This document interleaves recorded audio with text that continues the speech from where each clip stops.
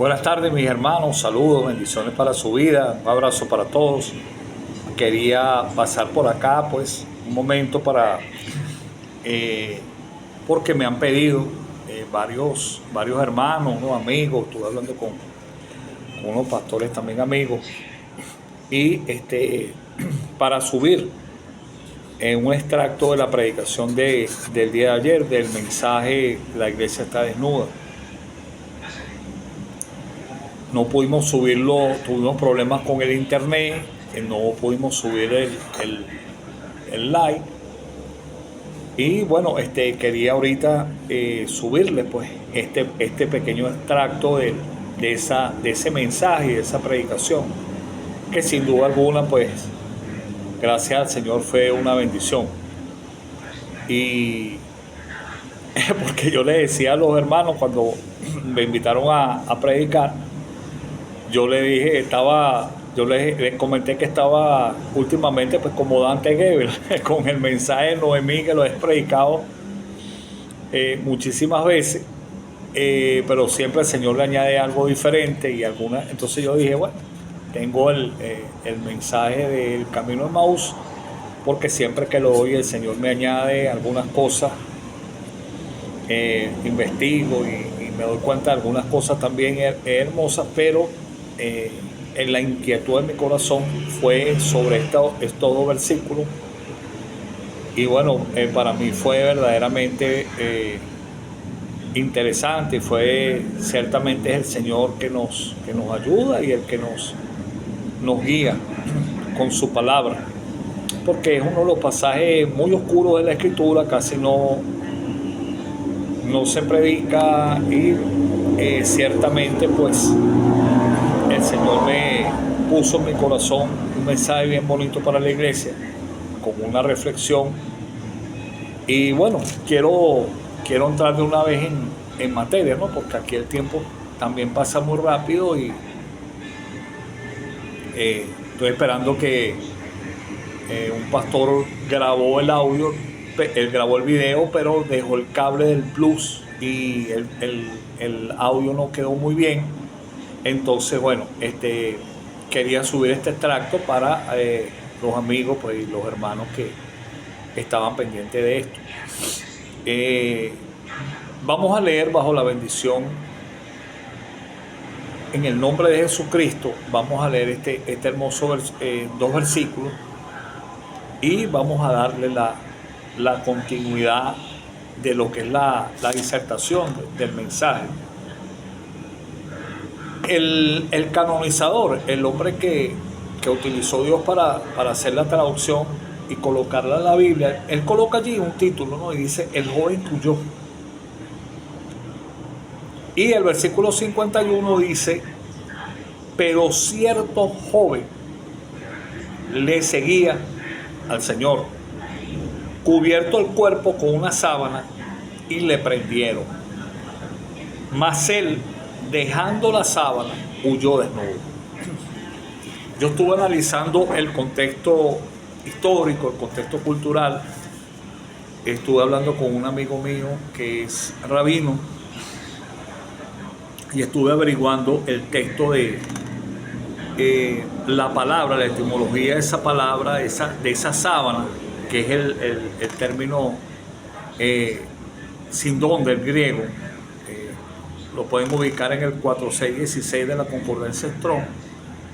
Y allí nos habla de esa tela, que es una tela suave de lino, pero resulta que esa tela tenía varios usos, porque es de uso doméstico. Entonces tenía varios usos. Se usaba ciertamente como sábana, se usaba también como la túnica, que es donde lo más probable, y vamos a centrar el mensaje en eso, pero vamos a dar todas las opciones que hablan los teólogos, los exégetas, porque me llama mucho la atención, amados hermanos, porque la iglesia separa muchas veces en detalle, ¿no? Y cuando tú analizas, es más tratar de saber quién pudo haber sido, que lo que en realidad el mensaje enseña, ¿no? Y resulta que cuando nosotros vemos estos dos versículos, que para muchas personas parece que estuviera como injertado allí, porque no están los demás evangelios sinópticos, y cuando nosotros analizamos, pues no tiene, a simple vista, no tiene una gran cantidad de información sobre quién pudo haber sido la persona, pero sí hay una gran cantidad de información cuando nosotros analizamos, basado en la hermenéutica y en la regla de interpretación, y nos vamos a investigarlo, nos damos cuenta que tiene una gran cantidad de enseñanza para la iglesia. Ok, entonces aquí es donde muchos, quiero hacer, antes de seguir explicando, hay muchos teólogos y muchas exégetas que afirman que muy posiblemente esta persona pudo, entre ellos John MacArthur, afirman que muy posiblemente pudo haber sido Juan Marcos, el mismo autor de este relato del Evangelio, porque recuerden que el aposento alto, el lugar donde se efectúa la cena, la cena del Señor, antes de su arresto, ese aposento alto era propiedad de la familia de Juan Marcos. Entonces, recuerden, hay un gran sentido también en decirlo, pero no hay una afirmación exacta, no se puede comprobar exactamente. Acuérdense que Judas, ¿verdad? Cuando el Señor le dice, ve y haz rápido, ve lo que vas a hacer, hazlo rápido, estaban en el aposento alto y estaban cenando. Él se retira y obviamente pues va a buscar a las personas encargadas de arrestar al Señor, y muy posiblemente ellos vuelven al aposento alto, porque allí fue el último lugar donde Judas estuvo antes de retirarse. Entonces afirman que muy posiblemente pues Juan Marcos, porque saben que termina la cena, el Señor y los discípulos hacen el cántico y luego se retiran al monte al Getsemaní, el Señor hacer su oración. Entonces muy probablemente pues ellos llegaron primeramente allá al aposento alto, y al ya no estar el Señor allí, se dirigieron al monte de los Olivos. Ok, pero es importante, entonces muy probablemente pues Juan Marcos se dirigió a buscar al Señor. Hay otros tipos también de interpretaciones. Muchos dicen que puede haber sido, y ahí es donde vamos al contexto cultural. ¿Por qué? Porque los hebreos no duermen desnudos. Ok, ellos tienen una túnica que es la interna, que es la que cuando Jesús le dicen, cuando te pidan el manto, dale también la túnica. Ok, es la parte interna, que es como para nosotros entender en nuestra cultura una ovejita, una almilla, ¿no? Una ovejita, pero casi un poquito más arriba de las rodillas, ¿no? Es larga, pues. Luego sobre ella se pone el manto, que generalmente es una tela más dura, muy parecida, en ese entonces muy parecida a la que se utilizan los sacos de papa y esto, que se hacían las pancartas. Ustedes se acuerdan que es una tela que en su momento pues llegó a hacerse, se hacían, yo llegué a usarlo, se hacían mucho las bermudas con esta tela de pancarta y esta tela pero una tela áspera, una tela dura, que durante el día protegía pues del sol, protegía también pero durante la noche pues se quitaban y se quedaban con la túnica solamente para dormir. Esa era una de los usos que también se le daba a esta palabra sábana, que es la traducción que tenemos nosotros ahorita, pero es una tela que de hecho incluso se hacían cortinas con ella, se hacían cortinas y se hacían los lienzos mortuorios, que es la misma palabra que se utiliza sobre el lienzo que se coloca sobre Jesús, es de esta misma tela, pues. Entonces, pero más allá, amados hermanos, muchos dicen que también, como era una tela mortuoria, pues muy posiblemente había sido una persona que había fallecido y resucitó en ese momento pero no hay ninguna evidencia de esto. De hecho, la Biblia no habla de nada de esto. Lo que sí nos habla es que era una persona que seguía al Señor. Entonces no sé si era uno de los 70, no sé quién realmente era, si pudo haber sido el mismo Juan Marcos. Y muchas veces en la iglesia, amados hermanos, nosotros nos ponemos a debatir entre doctrinas, ¿no? Quién tiene la razón, quién no la tiene. Y resulta que muchas veces nos alejamos del mensaje fundamental. Y en eso está dividida la iglesia ahorita, muchas veces, pues. Que si el diezmo, que si se da, que si no se da, que si la salvación, que si se pierde, que si no se pierde, que si el Señor viene antes, que si viene durante, que si viene después. Y entonces resulta que nos alejamos de ese verdadero mensaje fundamental, porque cuando nosotros aplicamos la hermenéutica y nos vamos directamente, entonces lo que les quiero decir, muy probablemente, según la cultura, esta persona estaba durmiendo. Acuerden que Jesús, cuando está orando, y vamos a entrar en esto, ¿por qué? Porque cuando nosotros analizamos la hermenéutica, amados hermanos, y nos damos cuenta que el versículo 51 comienza diciendo pero, y el pero es un conector, ¿ok? Es un conector. Cuando usted ve pero, entonces, de manera que, así pues, es un conector que nos une a los versículos y muchas veces a los capítulos anteriores cuando nosotros vemos el contexto cercano.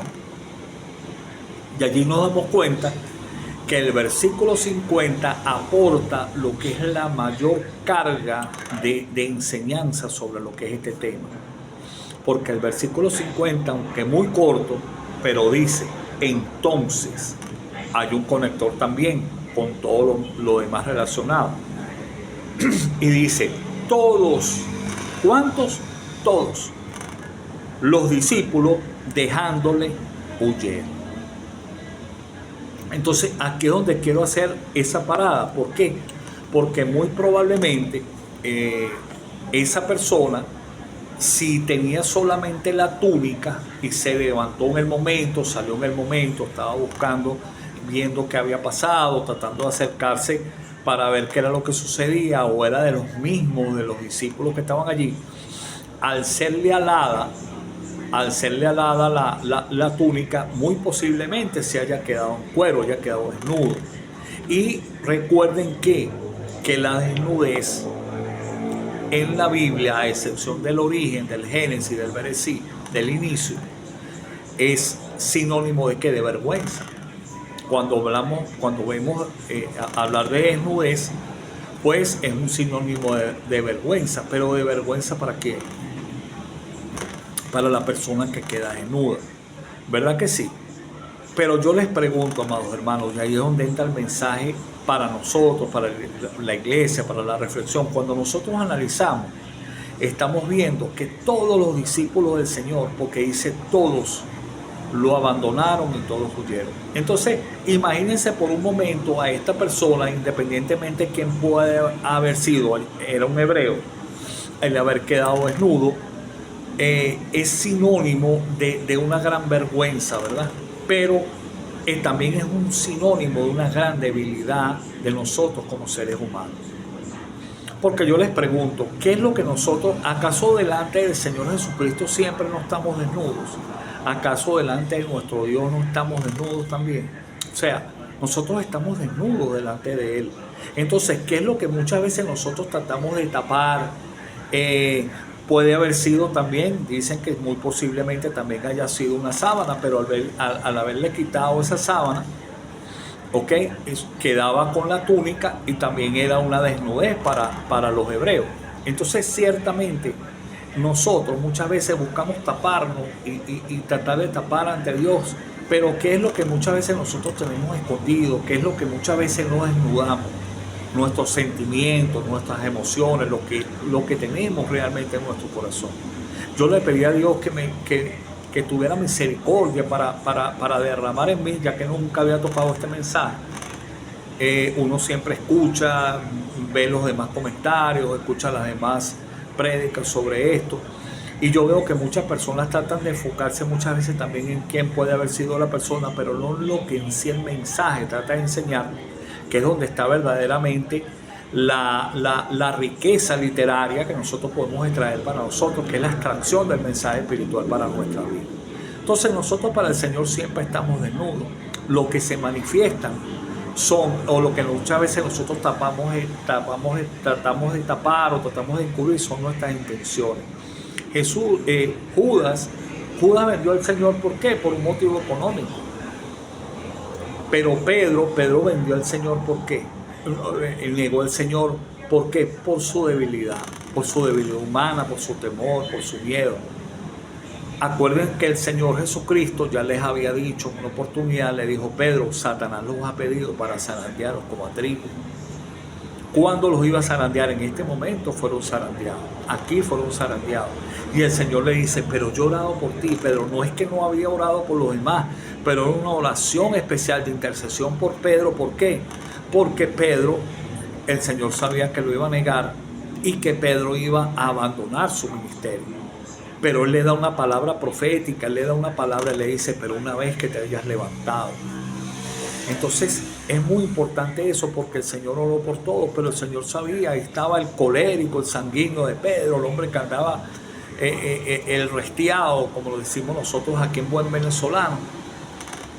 Pero también a la hora de la verdad huyó. Y también a la hora de la verdad negó al Señor. Ustedes se imaginan un momentico, pongámonos en los zapatos, pongámonos en el manto, en la túnica de Pedro, cuando el Señor le había dicho que no, Señor, yo contigo voy para las que salgan. Y el Señor le dijo: de cierto te digo que antes de que el gallo cante 2 veces, tú me habrás negado 3. Wow. Ustedes se imaginan, hermano, cuando Pedro escuchó ese sonido, que no vamos a entrar ahorita en eso porque vamos a perder mucho tiempo, lo que se conocía como el canto del gallo. No era un gallo literal, era el toque de corneta que hacían el cambio de guardia en el Fuerte Antonio. Entonces, pero imagínense a esa hora a las 3 de la madrugada, Pedro escuchar cuando había negado al Señor 3 veces.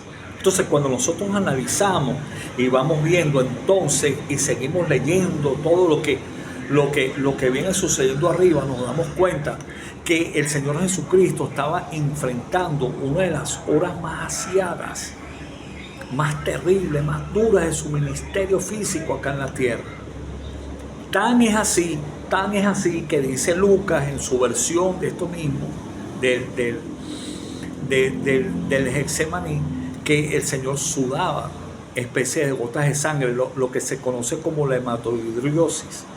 Incluso muy probablemente sus ojos también rompían vasos, tenía los ojos rojos de ese estrés, de esa situación tan terrible, tan agónica que había en su vida, tanto que dice uno de los apóstoles en su evangelio que Dios tuvo que enviarle un ángel para que lo fortaleciera. Ese término fortaleciera allí, en la figura de elección, da a entender de alguien que le está dando ánimo, un guerrero que está a punto de fracasar en la misión que se le ha encomendado. Hermano, esto es tan terrible. Miren, si ustedes analizan, nosotros vemos cuando en el versículo 32, vamos a subir un poquito, y dice que vinieron pues a un lugar que se llamaba Getsemaní. Y el Señor se adentra a orar. O sea, y cuando ustedes analizan que el Señor vuelve, le dice: wow, no han podido ni siquiera velar, o sea, orar conmigo. Es la única vez en toda la escritura que nosotros vemos al Señor pidiendo intercesión. Es tremendo, o sea, el momento tan agónico que el Señor sintió. Y les dice: velad y orad para que no entren en tentación, porque el espíritu, la verdad, está dispuesto, pero la carne es débil. Y eso fue lo que sucedió.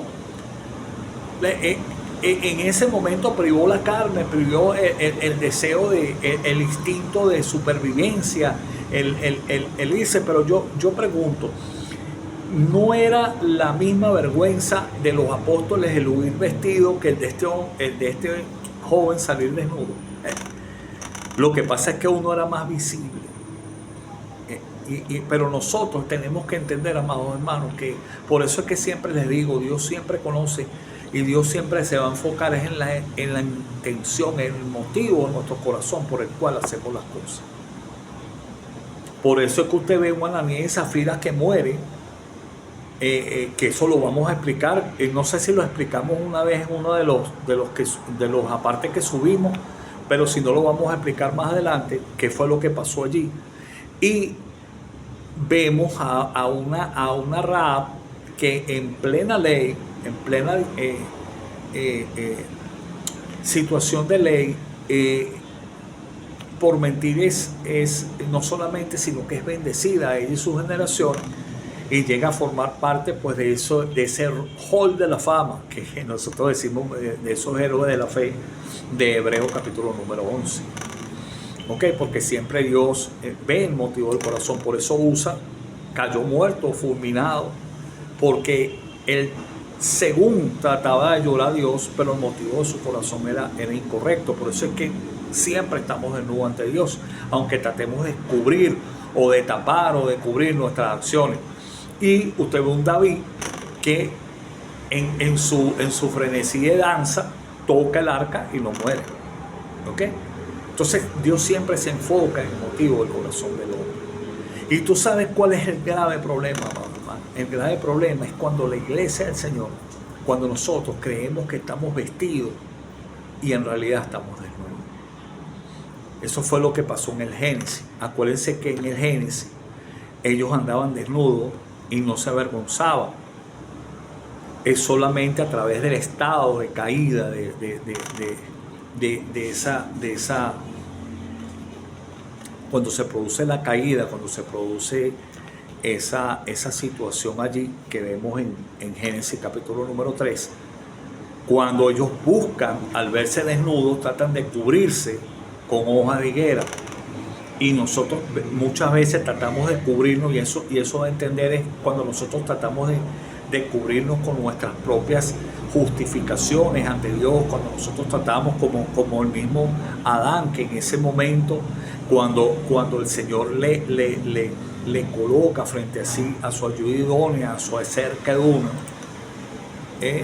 y él dice, wow, esto es hueso de mi hueso y carne de mi carne, pero allí en ese momento en vez de afrontar su culpa como la autoridad que tenía y la que Dios había delegado en él, lo que hace es justificarse y le dice, la mujer que tú me diste.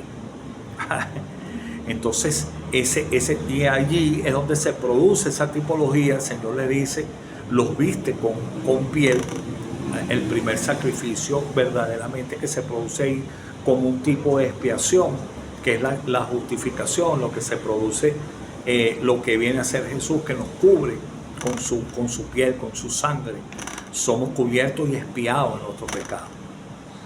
Entonces muchas veces tenemos la iglesia así. Yo recuerdo hay una historia, un cuento que habla del rey que está desnudo. No sé si muchos de ustedes, el rey está desnudo, una historia, no sé si muchos de ustedes la conocen, que en los tiempos del medioevo pues se corría esa historia de que había un rey que le gustaba todo lo que era nuevo, todo lo que era, y habían unas personas que eran muy famosas por engañar y por estafar inclusive a personas importantes. Entonces ellos inventaron, ¿no?, que tenían un traje, y de hecho hacen como una especie de tienda, y un traje que era invisible a la vista, pero según ellos, de las personas que fueran que no fueran inteligentes. Toda aquella persona que no fuera inteligente o que no fuera sabia no podía ver el traje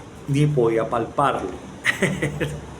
Entonces ellos, wow, le hacen esa tramoya al rey, al séquito, a las personas, y lo visten pues aparentemente, pero no lo estaban vistiendo, estaba desnudo. Y entonces esa situación, y la gente entonces, claro, como se había corrido la especie que solamente eran las personas sabias y las personas entendidas y las personas visionarias, las personas inteligentes, las que podían ver, la gente se quedaba callada para tener temor, por temor de que fueran a decir que era bruto, inclusive el mismo rey.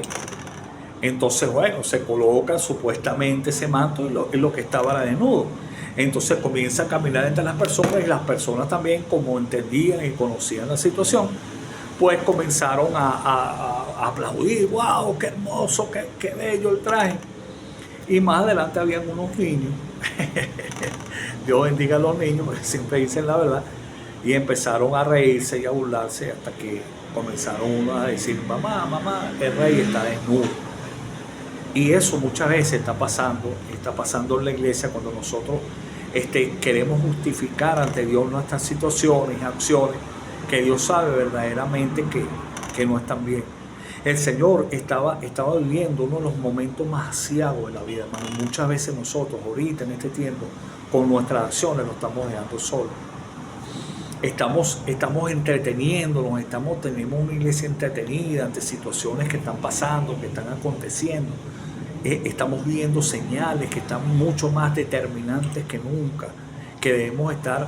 Y entonces, ¿qué es lo que sucede? Pues que lo que estamos haciendo es una figura por fuera, estamos vestidos por fuera, ¿ok? Haciendo actos, haciendo situaciones, y ya el Señor lo venía diciendo en Isaías capítulo 1, verso 10 en adelante, que ya todo ese tipo de celebraciones, inclusive esas ceremonias de oraciones, ya lo tenían cansado, ya no las soportaba, no las podía oír, porque este pueblo de labios me honra, pero su corazón está lejos de mí. Y ese es un gran problema que tenemos hoy. Y ese ejemplo del rey desnudo, y cuando nosotros queremos justificarlo, eso sucede en la iglesia y se los demuestro por la palabra. Cuando nosotros vamos al libro de Apocalipsis, capítulo número 3, en la última iglesia, en la séptima, en la última iglesia que el Señor hace la exhortación, fíjate que en todas las anteriores el Señor le da el diagnóstico, le dice lo malo que tiene, pero también le dice lo bueno. O sea, aunque sea algo pequeño, pero algo que le agrada, dice: pero tienes esto que retiene. Pero fíjate que aquí, en el mensaje de la iglesia de la Odisea, el Señor no le dice nada bueno a esta iglesia. Y miren esto. Apocalipsis 3:14 dice: y escribe el ángel de la iglesia al ángel de la iglesia en la Odisea: he aquí el amén, el testigo fiel y verdadero, el principio de la creación de Dios, dice esto: yo conozco tus obras. Es que para él no estamos desnudos, como se los digo, que ni eres frío ni caliente. Ojalá fuese frío o caliente, pero en cuanto eres tibio y no frío ni caliente, te vomitaré. O sea, ya ahí está, cuando ustedes analizan, ya ahí está efectuando un juicio. O sea, está diciendo: wow, o sea, tienes que cambiar ese tipo de esa tibieza, ok, esa ambivalencia, esa cuestión que hoy estás aquí, hoy estás en el espíritu, mañana estás en la carne. O sea, hacemos una especie de... Wow, es tremendo, porque fíjate que yo la otra vez en estos días estaba hablando con un pastor amigo mío. ¿Sabes quién eres? Un saludo y bendición para ti, ministro. Sé que también estabas esperando esto. Me estabas diciendo que estabas hablando y estabas analizando a los apóstoles, que todos murieron de una forma violenta, a excepción de Juan, que también incluso fue torturado. Todos los demás después, también Timoteo, todo. Cuando usted hace la historia de la iglesia, pues se da cuenta de todas estas situaciones. Y incluso Matías, de ese Matías que no se habla mucho, fue uno de los tremendos líderes apostólicos de la iglesia, en el sentido que también cumplió su misión, de que también... Lo que pasa es que él, eso lo explicamos en una oportunidad, muchos dicen que por qué no fue Pablo, y resulta que no pudo haber sido Pablo, porque Matías venía en esa institución de Judas. Recuerden que todos los apóstoles, los 12 apóstoles, son representación de las 12 tribus de Israel, ¿ok? Y Pablo venía de una vez al ministerio de los gentiles, a la incircuncisión, para tratar de injertar los pueblos, ¿no? Las tribus. Entonces no podía ser de los 12 originalmente, porque son también tipología de las 12 piedras que tenía sobre el pectoral el sumo sacerdote. Recuerden que la Nueva Jerusalén tiene 12 puertas, ¿ok? Sobre cada puerta los 12 apóstoles, las 12 tribus de Israel. Entonces, pero es importante, ¿no?, que nosotros analicemos esto. Él también murió de una forma terrible. Entonces, llamarse apóstol en ese entonces era prácticamente colocarse una sentencia de muerte encima. Y yo veo hoy con tanta facilidad como cualquier se llama apóstol sin tener verdaderamente una identidad de lo que es esto. ¿Ok? Ver cómo nos estamos alejando de una realidad, y entonces fíjate lo que sigue diciendo, pero tú dice, fíjate, porque tú dices, allí es donde, no soy yo que hablo de ti. Fíjense que en todas las demás iglesias el Señor les da lo que no les gusta, pero también le dice, pero tienes esto, no, pero aquí es la iglesia que está diciendo, porque tú dices, tú, no yo. Yo no digo eso de ti, lo dices tú.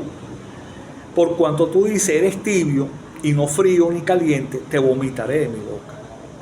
Porque tú dices, yo soy rico y me he enriquecido y de ninguna cosa tengo necesidad, y no sabes, dice el Señor, que tú eres ¿qué? Desventurado, miserable, pobre, ciego y desnudo. Tremendo, porque vemos ahorita una iglesia que se ha empoderado con una actitud ahora todos queremos ser empresarios, todos quieren ser y resulta, eso no está mal, pero no deje de hacer una cosa sin dejar de hacer la otra, como decía el Señor. Esto era necesario hacer sin dejar de hacer aquello, y el mensaje fundamental del evangelio se ha difuminado. Ahora estamos entretenidos en circos, en shows, en espectáculos, en situaciones, amado hermano, y resulta que hemos dejado al Señor solo, porque el Señor no vino a jugar aquí, el Señor no vino a hacer show, no vino a hacer espectáculos, el Señor vino a dar su vida para que nosotros pudiéramos ser redimidos, justificados y santificados y salvos ante Él, ante el Padre. Entonces, fíjate lo que les dice, pero siempre el Señor da la salida, porque ningún mensaje es condenatorio per se. O sea, todo mensaje, por más duro que tenga, tiene una salida, porque eso es evangelio, buenas nuevas. Y le dice, por tanto, yo te aconsejo, por todo eso que estás haciendo mal, yo te aconsejo que de mí compres oro refinado en fuego. Mire, usted sabe lo maravilloso. El fuego es probado, es pasado por la candela. ¿Se acuerdan lo que dice Pedro? Que puesta vuestra fe a prueba, mucho más preciosa que el oro. Es pasado 7 veces. ¿Sabe que en la primera, al oro en bruto, que no tiene mucho valor en ese momento, la primera vez que es pasado por fuera se le quita la tierra? Con la segunda sale la piedra. Con la tercera salen los minerales comunes. Con la cuarta salen lo que es las impurezas ocultas, microfragmentarias prácticamente. En la quinta salen los defectos microscópicos. En la sexta, la última resistencia que puede tener, y solamente es en la séptima pasada por fuego donde se produce la perfección, cuando ya tú te puedes ver reflejado en el oro. Entonces, lo que le está diciendo, tienes que ser probado realmente, tienes que pasar por pruebas. No se está enseñando en la iglesia a ser probada ahorita, se está enseñando a ser campeones, el campeón que hay en ti, y no se está enseñando a las situaciones aciagas y duras que están pasando y que van a seguir aconteciendo. No estamos preparando un pueblo para eso, porque no estamos incluso capacitando líderes, y eso es muy triste y es muy doloroso. Entonces le sigue diciendo,